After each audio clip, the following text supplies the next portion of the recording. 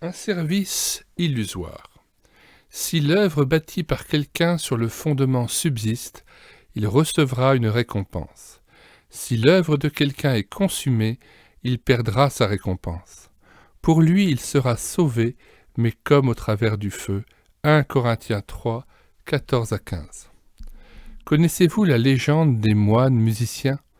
En 2 mots, la voici. Jadis, des moines vivaient paisibles et cachés dans un monastère situé en pleine forêt, loin de l'agitation des villes. Matin et soir, à l'office, ils psalmodiaient avec ferveur les louanges du Seigneur, celui qui les avait tant aimés. Ces hommes, plutôt rustres, ne chantaient pas très juste, et leur voix discordante, lancée avec force conviction, allait se perdre aussitôt, et tant mieux pour les oreilles. Sous les voûtes sombres de la chapelle. Ces moines en étaient conscients, mais de chanter faux ne les affectait guère et ne diminuait nullement leur entrain et leur joie d'exalter le Seigneur. La veille de Noël, on frappa bruyamment à la porte du monastère. C'était un jeune homme qui demandait asile pour la nuit, car il s'était égaré dans la forêt, la neige ne cessant de tomber. Les habitants du lieu furent tout heureux d'avoir l'occasion de rendre service à un étranger, mais leur joie fut décuplée lors du service du soir, en entendant vibrer sa belle voix qui contrastait sérieusement avec la leur. Ce garçon chantait si magnifiquement que les moines se turent pour l'écouter. La louange était si belle dans sa bouche qu'ils préféraient garder le silence, tous saisis d'émerveillement.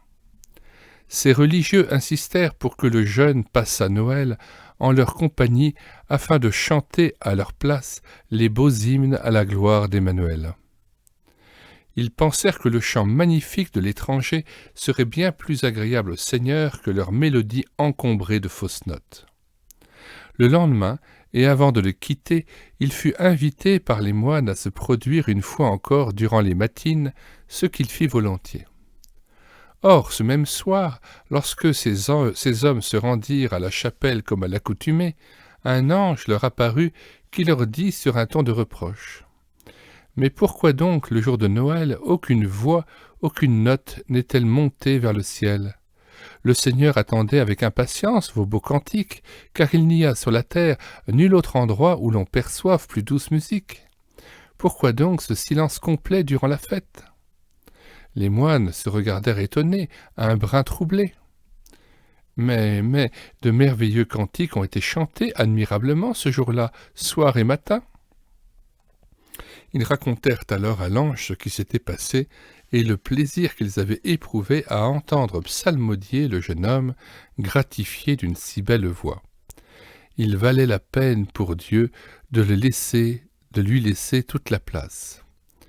Un chant si merveilleusement exécuté ne pouvait que réjouir le Créateur. « Oh non, répondit l'ange, la raison pour laquelle vos chants paraissent si beaux et si doux dans le ciel, c'est que vous chantez sans songer à vous-même, sans rechercher les bravos, mais seulement soucieux de plaire à Dieu par votre louange. Le jeune homme, en vérité, n'avait aucune pensée pour le Seigneur. Il était très préoccupé de faire entendre sa belle voix pour être admiré et approuvé des hommes. Pas une seule des notes qu'il a fait vibrer avec orgueil n'est sortie de la chapelle. Allons, allons, ne privez pas le ciel de la beauté de vos actions de grâce. » La leçon fut comprise, grande fut la joie de ces moines d'apprendre que leurs modestes efforts étaient des plus agréables au Seigneur. Aussi, plus jamais ils ne demandèrent à d'autres personnes de chanter à leur place. Et c'est avec un entrain renouvelé, joyeux en toute humilité, qu'ils offrirent désormais à Dieu la louange de leurs lèvres, assurés qu'elle montait jusqu'à lui en dépit de quelques entorses à la musique. Bien que légende ce récit vous a-t-il parlé, une question vient à notre esprit. Peut-on savoir quelles sont les œuvres que Dieu ne peut accepter et qui, cela va sans dire, perdront leur récompense au grand jour des rétributions? Le chapitre 6 de Matthieu apporte quelques lumières sur la question. Dans ce texte, Vers 1 à 18, Jésus parle successivement de l'aumône, de la prière et du jeûne, non pour fournir ici un enseignement sur ces actes importants, mais pour inciter ses auditeurs à les accomplir pour Dieu seul, sans recherche de soi, en toute humilité.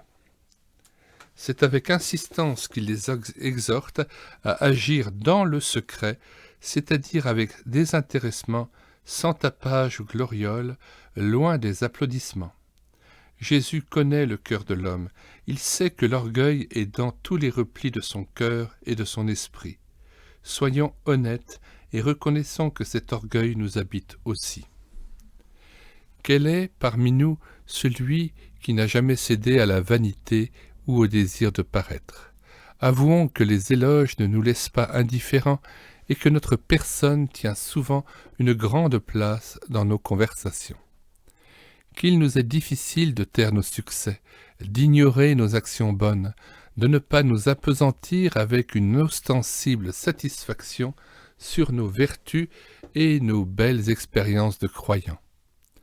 Nous parlons volontiers et avec emphase de notre famille, de notre ministère dans la communauté, et pourquoi pas de notre Église qui bouge et dont nous vantons la pureté de l'enseignement qui y est dispensé.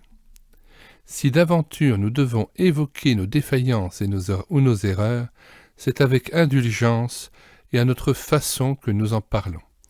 Nous trouvons des arguments pour justifier nos échecs, et s'il le faut, pour nous grandir un peu, nous en rendons le prochain responsable.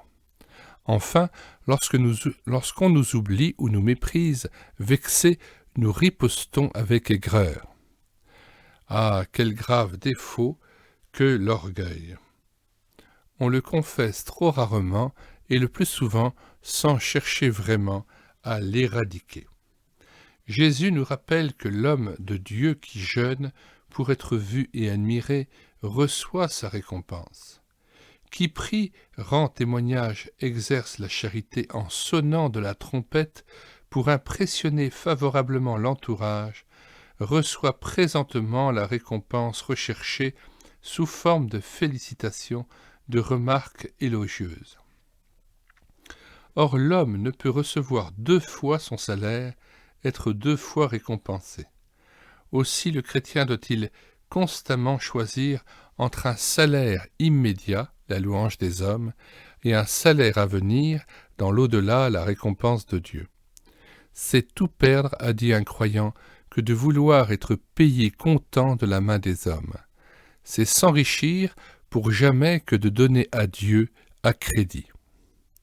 Pensons à l'apôtre Paul qui, devant les anciens d'Éphèse, avouait avec bonne conscience qu'il avait servi le Seigneur en toute humilité.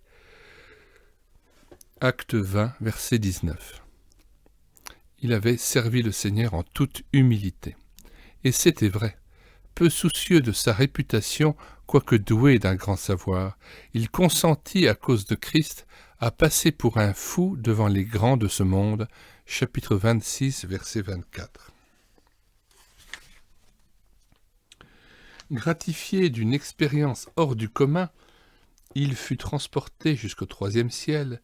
L'apôtre attendit 14 années avant de la divulguer, et quand il l'évoqua enfin dans sa 2e lettre aux Corinthiens, il ne jugea pas utile de préciser qu'il en avait été lui-même le bénéficiaire, afin que personne n'ait à son sujet une opinion supérieure à ce qu'il avait vu en lui et à ce qu'il avait entendu de lui. 2 Corinthiens 12, 1 à 6. Enfin, l'annonce de l'Évangile ne mettait pas le prédicateur en valeur, car, disait-il, c'est dans des vases de terre que je porte ce trésor. Chapitre 4, verset 7. Tout chrétien, d'après l'Évangile, est, ou devrait être, ouvrier avec Dieu, un ouvrier que le Maître récompensera au grand jour des rétributions. Alors, l'œuvre de chacun sera éprouvée par le feu, sans doute par le regard du Fils de Dieu, dont les yeux sont semblables à des flammes de feu. Apocalypse 2, verset 18. Quelqu'un a dit avec raison, « Le regard d'un homme saint peut devenir un feu insoutenable aux méchants. Combien plus celui du Seigneur? Avez-vous songé que ce regard de sainteté se posera un jour sur votre service accompli sur la terre? Cette seule pensée devrait nous alerter et nous inciter à nous exposer à la lumière de Dieu au terme de chaque journée afin qu'il examine nos actes et les mobiles qui les ont inspirés.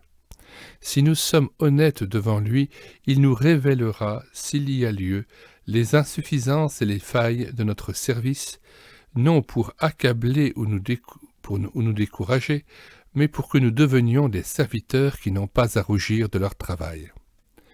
Et puis, savez-vous que tout ce qui aura été jugé sur la terre ne le sera pas dans le ciel, si ce jugement a été accepté et suivi des faits?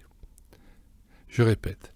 Et puis, savez-vous que tout ce qui aura été jugé sur la terre ne le sera pas dans le ciel, si ce jugement a été accepté et suivi des faits? Donc, ne nous privons pas de sa lumière. Le texte cité en exergue, et nous allons donc le relire. Si l'œuvre bâtie par quelqu'un sur le fondement subsiste, il recevra une récompense. Si l'œuvre de quelqu'un est consumée, il perdra sa récompense. Pour lui, il sera sauvé, mais comme au travers du feu. 1 Corinthiens 3, versets 14 à 15. Le texte cité en exergue et que nous venons de relire précise qu'il y a une activité féconde et une autre utile qui ne laissera que qu'il y a une activité féconde et une autre inutile qui ne laissera que cendre et confusion. La même œuvre, répétons-le, peut être ou ne pas être un service que Dieu agrée.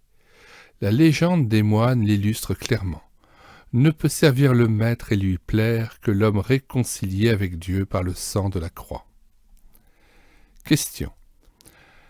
1. Avez-vous remarqué comme l'on aime à être flatté et félicité, et comme l'on est tenté de se servir soi-même plutôt que de servir le Maître? Vous est-il arrivé de découvrir votre orgueil et d'en demander pardon au Seigneur? Êtes-vous, à l'instar de saint Paul, réellement préoccupé de servir le Seigneur en toute humilité, soucieux de sa joie et de sa gloire? Croyez-vous que Dieu puisse vous rendre capable de le servir ainsi?